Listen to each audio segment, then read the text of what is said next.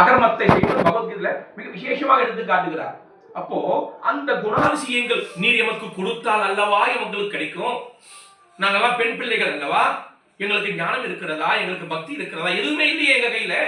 ஆக அதை அனைத்தையும் நீர் தானே எமக்கு கொடுக்கணும் அப்படி எடுத்து காட்டுகிறார். அதனாலதான் இங்க அழகா எடுத்து காட்டும் பொழுது செங்கன் சிறு சிறுதே எம்மேல் விழியாவோ திங்களும் ஆதித்யனும் எழுந்தார்கோள் அங்கள் இரண்டும் கொண்டு எங்கள் மேல் நோக்குதியே.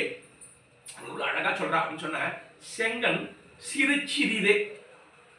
இப்போ மாடுகளுக்கெல்லாம் ஒரு மணி கட்டி இருப்பாங்க. அந்த மணி பார்த்தீங்கன்னா உள்ள ஒரு சின்ன ஒரு மணி இருக்கும், சின்னதா வாய் திறந்து இருக்கும். அப்போ அந்த மணி உள்ள இருந்து ஆடும் போது நல்ல கலகலகலன்னு வாசல் சவுண்ட் வரும். அப்போ அது போல அது ரொம்ப பெருசா திறந்துட்டாலும் அந்த மணி கீழே வீழ்ந்துடும். ரொம்ப முழுசா மூடிட்டாலும் சவுண்ட் வெளியே வராது. அப்ப அதுக்கேற்ற மாதிரி அதை திறந்து அதற்குள்ளே ஒரு மணியை வைத்து அதை கிங்கினி கிங்கினி என்று ஆட்டுகிறார்களே, அது போல செங்கன் சிரிச்சிறுதே எம்மேல் விழியாகும். உம்முடைய கருணை வெள்ளமானது அபாரமாக இருக்கிறது. ஆனால் நாங்கள் அதை தாங்கணுமே.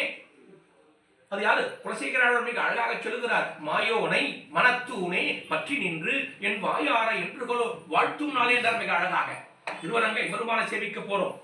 பெரிய பெருமாள் அழகாக பயணித்துக் கொண்டிருக்கிறார். அப்பொழுது 2 திருமண தூண்கள் உள்ளன. அந்த எம்பெருமானை சேவிக்க சென்றோமே ஆனால் அவருடைய கருணை வெள்ளமானது நம்மை அடித்து தள்ளி விடுமா. அப்ப என்ன பண்ணணுமா? அந்த திருமணத்தை 2 கையால சேர்த்து கட்டிக்கணுமா. அந்த திருமண தூணை வாயோரே மனத்தூணே பற்றி நின்று, அந்த திருமண தூண் அந்த தூணானது பகவானுடைய வெள்ளப்பெருக்கை தடுத்து நமக்கு என்ன தேவை, நமக்கு எவ்வளவு தேவை அதை கொடுக்குமா. ஒரு சிறு குழந்தை இருக்கிறது, அந்த குழந்தைக்கு நன்றாக கொஞ்சம் பால் சாதம் கொடுத்தாவே போதும். ஆனா அந்த குழந்தைக்கு போய் வடை பாயசம் சாம்பார் ரசம் எல்லாத்தையும் கொண்டாந்து ஒரு இலையில கொண்டாந்து வச்சா அந்த குழந்தை என்ன பண்ணும்? அது போல உங்களுடைய கருணை வெள்ளம் நிறைய இருக்கிறது. ஆனால் எங்களுக்கு எவ்வளவு சேரும் அதை எமக்கு நீர் கொடுக்கணும். அதான் செங்கன் சிரிச்சிறுதே எம்மேல் விழியாவும் திங்களும் ஆதித்யனும் எழுந்தார்கோள். அது என்ன? சூரிய சந்திரர்களோடு. அது என்ன சுவாமி அப்படின்னு சொன்ன, நீர் ஒரு கண்ணில் வெண்ணையை வச்சுங்கிறீர், ஒரு கண்ணில் சுண்ணாம்பு வச்சுங்கிறீர், அது மாதிரிலாம் இருக்காத. இவன் பிராட்டி 2 கண்ணில் வெண்ணையை வைத்துக் கொண்டு இருக்கிறார். அதுதானே பராசர பட்டர் கேட்டார் அல்லவா, இப்ப நாச்சியார் திருக்குறள் நடந்தது அல்லவா. அப்போ பெருமாள் நம்பெருமாள் கேட்கிறாராம், என்ன ஓய் என்னமோ ஓய் உங்களுடைய தாயார் தான் ரொம்ப அழகுன்னு சொல்றீங்களே, தாயாருடைய அனைத்து உடைகளை நான் மாற்றிக்கொண்டிருக்கிறேன், இப்ப தாயாரும் நானும் வேறு வேறு இல்லை பாரும் எம்மை அப்படின்னாராம் பெருமாள். உடனே பராசர பட்டர் பார்த்தாராம், அந்த உடை அழகை பார்த்து நன்னாதான் இருக்கு அப்படின்னாராம். கொஞ்சம் இழுத்தாவே என்னமோ இருக்குன்னு அர்த்தம். அது நன்னா இல்லையா? எம்முடைய தாயுடைய 2 கண்களும் கருணையானது பொழியுமே.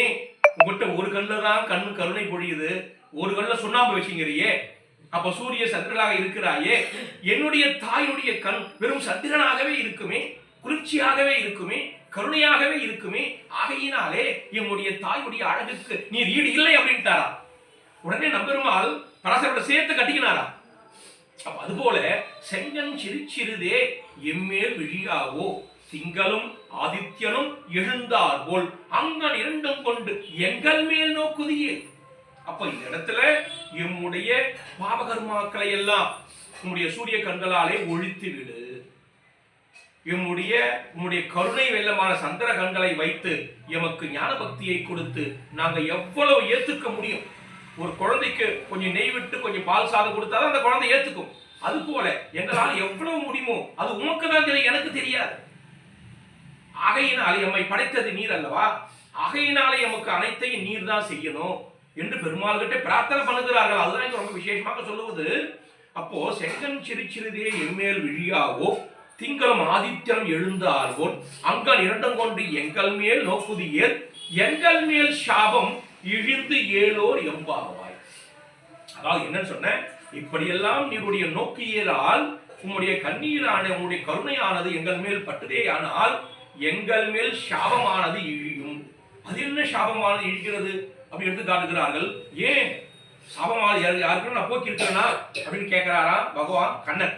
ஆமா, உன்னுடைய மார்பிலே இருக்கக்கூடிய ஒரு வியர்வை எடுத்து சிவனுக்கு மட்டும் சாபத்தை போக்குவ, எங்க சாபத்தை போக்க மாட்டியான்னு கேள்வி ஆயிடுது. அது எங்கடா பிரம்மாவுடைய தலையை கிளினானே சிவன், அவன் கையிலே கபாலமானது ஒட்டி கொண்டதே, அவன் சாபத்தை யார் போக்கியது? பத்ரிக ஆசிரமத்துல தாயாருடைய பிச்சையிட்டாலாம். அப்ப பகவான் உயர்வு எடுத்து கொடுத்தானா? அப்ப மார்பிலே இருந்து தாயாரை பார்க்க சொல்லி அந்த சாபத்தை போக்கினாயே, அது போல எங்கள் சாபத்தை போக்கு. அப்ப எங்களுக்கு என்ன சாபம் இருக்கிறது? பல கல்ப கோடி காலம் உண்டியே ஒடியன் வாழ்ந்து கொண்டு இருக்கிறோமே, புனரப்பி சரணம் புனரப்பி மரணம் பிறந்து கொண்டே இருந்து கொண்டே இருக்கிறோமே. இப்ப இந்த பிறவியை எங்களுக்கு அழித்து ஞானபக்தி வைராக்கியத்தை கொடுத்து எங்களுக்கு மோட்சத்தை கொடுக்க தேவையில்லையா நீர்? அது உன்னுடைய கடமை அல்லவா? இப்படி ஒண்ணுன்னா கேட்கிறாள். அப்போ வேற என்ன? இங்கு பிருகு மகர்ஷி சாபத்தை போக்கினாய், எப்பேற்பட்ட தூர்வாசருடைய சாபத்தை போக்கினாய். ஒவ்வொரு சாபமா எடுத்துக்காட்டுகிறார் சுவாமி அழகிய மனோவாள பெருமாள் நாயனார் ஆறாயிரப்படி வியாக்கியானத்துல மிக விசேஷமா சொல்றார் சுவாமி. யுவாச்சாரிய வியாக்கியானம் 3000 படியில அவர் ஒரு அர்த்தத்தை அற்புதமா சொல்றார். அதே போல இங்க 6000 படி வியாக்கியானம் அழகிய மனோவாள பெருமாள் நாயனார் பிள்ளை லோகாச்சாரிய திருத்தம்பியார். அவர் ஆச்சாரிய இருதயத்தை நமக்காக காட்டியவர். 4000ஐயும் அப்படியே சுருக்கி ஸ்லோகங்களாகவே சூத்திரங்களாகவே கொடுத்துட்டார் சுவாமி. அப்போ அவர் தான் இந்த பாசத்துக்கு விசேஷமான அர்த்தத்தை காட்டுகிறார் சுவாமி. அப்ப என்ன அப்படின்னு சொன்ன, இப்பேற்பட்ட சாபங்களை எல்லாம் போக்குகிறார். அப்ப எங்களுடைய சாபத்தை நீ போக்கி ஆக்கணும். அது என்ன ரூலா? அது என்ன சட்டமா அப்படின்னு கேட்கிறாரா பெருமாள். ஆமா, இந்த லோகத்தை படிச்சது நீர் தானே, எங்களை படிச்சது நீர் தானே. நாங்க தனியாக வந்திருக்கிறோம், பிராட்டியினுடைய சிபார்சோடு வந்திருக்கிறோம் அல்லவா? நீ கொடுத்துத்தான் தீரணும் என்று கட்டளை இருக்கிறாராம். இங்கு யாரு? தாயா சொல்லிக் கொடுத்த நாச்சியார். ஏன்? வீர பத்தினி அல்லவா இவள், கணவனுடைய அந்தரங்க ரகசியத்தை அறிந்தவள் அல்லவா. ஏன்? பூமி பிராட்டியுடைய அம்சம் தானே சொல்லிக் கொடுத்த நாச்சியார். அது இன்னொரு தாயார் துணை கொண்டுதானே அங்கே செல்கிறாள். ஆகையினால அனைத்து ரகசியங்களையும் எப்படி ஆழ்வாரைப்புவார் சொல்றார் விசேஷமா. அதாவது என்னென்ன மயர்வார மதிநலம் அருளினன் அப்படின்றார் மிக விசேஷமாக. அது என்ன நம்மாழ்வாருக்கு மட்டும் அப்பேற்பட்ட ஞானமா என்றால் பகவான் கொடுத்தார். செங்கன் சிறிதே கொடுத்தார், அவர் அனுபவிக்கும்படியாக கொடுத்தார். ஆகையினாலே அது உம்மால் முடியும் அல்லவா? ஆகையினாலே அது எமக்கும் கொடுக்க வேண்டும். அதை கொடுத்தீரேயானால் அந்த பரபக்தி பரஞான பரம பக்தி தசையாவது எமக்கு வரும் அல்லவா? அப்போ உண்மை நாம் அண்டை கொண்ட பலம் அல்லவா? அதுக்கு விசேஷமா எடுத்து காட்டுகிறார்கள் நம்முடைய அழகிய மனோவாள பெருமாள் நாயனார் தான். அப்போ இந்த விசேஷமான அர்த்தத்தை சொல்லும் பொழுது அப்ப என்னன்னு சொன்ன, நாம் பகவானிடத்துல சென்று சேவிக்கிறோம் அப்படின்னு சொன்ன நம்முடைய அபிமானத்தை முதல்ல விடணும், தேகாபிமானத்தை விடணும், அகங்கார மமகாரங்களை விடணும். இதெல்லாம் விட்டு என்கிட்ட ஒண்ணு இல்லை, நான் ஒரு அகதி, அதான் சரணாகதி. ஒரு ஊர்ல சண்டை நடந்தா அந்த ஊருக்கு இன்னொரு ஊருக்கு வருது அகதிகளாக வருகிறார்கள் அல்லவா? அதுபோல் நாம் என்னிடத்துல எதுவுமே இல்லை. ஏன்? திரௌபதி இப்படி 2 கையை எடுத்து சரணாகதி பண்ணிய பிறகு அல்லவா புடவை சுரந்தது. அப்போ அந்த அம்மா இப்படி பிடித்து கொண்டே கண்ணா கண்ணான்னு கேட்டாலாம், புடவை வரவே இல்லை. அப்ப முழு சரணாகதி, அந்த முழுமையான 2 கைகளை எடுத்து எனக்கு வேற வழி இல்லை, அதுதான் முழுமையான சரணாகதி. அப்ப அந்த இடத்துல இங்கு நாம் பகவானிடத்துல சென்று சேவிக்கிறோம் முதல்ல சொல்றான். அது அங்கன்மா ஞாலத்து அரசர் அபிமானம் பங்கமாய் வந்து நின் பள்ளிர்கட்டிற்கீழே. நாங்க எங்க வேற எங்கன்னா போறோமான்னா உன் திருடிக்கிட்டத்தான் வரோம். நாங்க திங்கக்கிழமை ஒரு தெய்வம், ஞாயிற்றுக்கிழமை ஒரு தெய்வத்துக்கு போறோமான்னா எப்பவுமே உங்ககிட்ட தான் இருப்போம். எங்களுக்கு எந்த தெய்வம் எங்களுக்கு தெய்வம் அல்ல, நீர் ஒருவனே எனக்கு எல்லா விதமான தெய்வம் ஆகிறாய். ஆகையினால நின் பள்ளிர்கட்டிற்கீழே. அதுவும் எப்படி நாங்கள் தனியாக வந்திருக்கிறோம், சங்கம் இருப்பவர் கூட்டம் கூட்டமாக நாங்கள் வந்து கொண்டிருக்கிறோம். அனைவரும் உன்னுடைய சொத்து அல்லவா? 5 லட்சம் பெண்களாக நாங்கள் வந்து கொண்டிருக்கிறோம் அல்லவா? அப்ப சங்கம் இருப்பவர் வந்து தலை பெய்தும். ஆகையினால நீர் கிங்கினி வாய்ச்செய்த தாமரை பூ போலே. அப்ப தாமரை புஷ்பம் எப்படியானது? நன்றாக மொட்டாக இருந்து மலர்கிறது. தாயார் 2 உபயநாச்சிமார் தாயார் கிட்ட பாத்தீங்கன்னா, உபயநாச்சிமார் ஒரு கையில் தாயார் கிட்ட மொட்டாக இருக்கும், ஒரு தாயார் கிட்ட அந்த முட்டை அப்பதான் மலர்ந்து இருக்கும். அப்ப அந்த 2 தாயாரும் நம்மை மொட்டாக்கி நம்மை நன்றாக பூ பூக்க வைத்து அதை நன்றாக பழுக்க வைத்து பகவானத்தை சேர்ப்பிக்கிறார்கள். அதுதான் கிங்கினி வாய்ச்செய்த தாமரை பூ போலே. அந்த தாமரை புஷ்பானது அப்பதான் நன்றாக மலரும். அப்ப மலர மலர மலர மிக அழகாக இருக்கும். அதுபோல இந்த ஜீவாத்மா இந்த சரீரத்தில் இருக்கும் பொழுதே ஞான பக்தி வைராக்கியங்கள் வந்து பக்தி மேலிட்டு அந்த பக்தியினாலே பகவானை பரவசம் அடைந்து அந்த பகவானை தவிர வேற எதையும் விரும்பாமல் இருந்தானே ஆனால் அவனே இங்கு பக்திமான் ஆகிறான், அவனே பகவதன் ஆகிறான், அவனே பரிபூர்ண ஸ்ரீ வைஷ்ணவன் ஆகிறான். ஆகையால் அந்த நிலையை எமக்கு நீர் கொடு. அதான் கேட்கிற அழகாக, கிங்கினி வாய்ச்செய்த தாமரை பூ போலே செங்கன் சிறிதே எம்மேல் விழியாவோ. நாங்கள் எல்லாம் உங்ககிட்ட தான் வந்திருக்கிறோம், வேற எங்கனாவோ போயிருக்கிறோம், வேற பிரம்மா கட்டியா போய் கேட்கிறோம். சிவன் கட்டையா போய் கேட்கிறோம், வேற எங்க அல்ப தெய்வங்கள் கட்டையா போய் இருக்கிறோம்? நீர் மாயன் அல்லவா, அனைத்து தெய்வத்துக்கும் நீரே முழு முதல்வன் அல்லவா, ஆகையினாலே நீரே எம்மை ரட்சிக்க வேண்டும் என்று நன்றாக எடுத்து காட்டுகிறார். சொல்லிக் கொடுத்த நாச்சியார், செங்கன் சிரிச்சிதே எம்மேல் விழியாவோ திங்களும் ஆதித்யனும் எழுந்தார் போல் அங்கள் இரண்டும் கொண்டு எங்கள் மேல் நோக்குதியே. எப்படி மற்றவங்களுக்கு அருள் புரியுமாறு எங்களுக்கு புரியாத. மற்றவங்களுக்கு என்ன, உங்ககிட்ட வந்து சிவன் கேட்கிறான், பிரம்மா கேட்கிறான், பல பல தேவர்கள் கேட்கிறார்கள், அவர்கள் அல்ப பணத்தை கேட்கிறார்கள். ஆனால் நாங்கள் அப்படி அல்ல, உங்களுடைய சந்தோஷத்துக்கு ஏதுவாக நாங்க கைங்கரியம் பண்ண, அதுதான் நாங்க கேட்கிறோம். இதுதான் பரபக்தி பரஞானம். ஆகையினாலே அங்கள் இரண்டும் எங்கள் மேல் நோக்குதியல். இதையெல்லாம் நீர் கொடுத்தாயேயானால் எங்கள் மேல் இருக்கக்கூடிய சாபமானது போய்விடும். எங்கள் மேல் சாபம் இழிந்து ஏலோ எம்பாவா.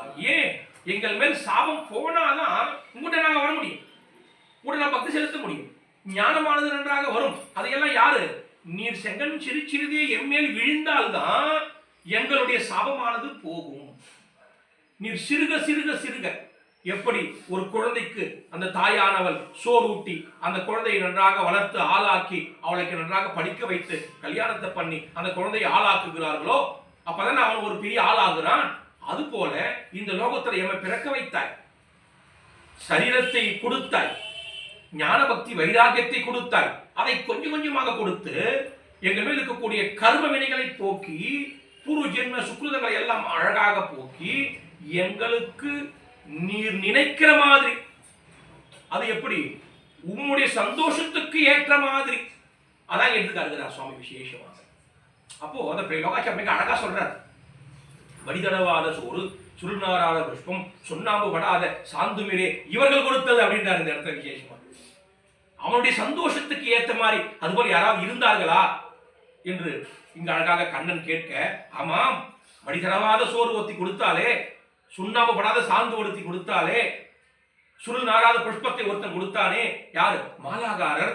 பகவான் கண்ணன் மதுராவிற்கு செல்லும் பொழுது அங்க இருக்கக்கூடிய மாலாகாரர் புஷ்பத்தை கட்டுற, அவர்கிட்ட போய் மாலையை கேட்கிற, முதல்ல வண்ணாங்கிட்ட போய் துணியை கேட்கிற, அவன் இல்லைன்றான், எட்டி உதைக்கிறான், நரகத்துக்கு போறான்.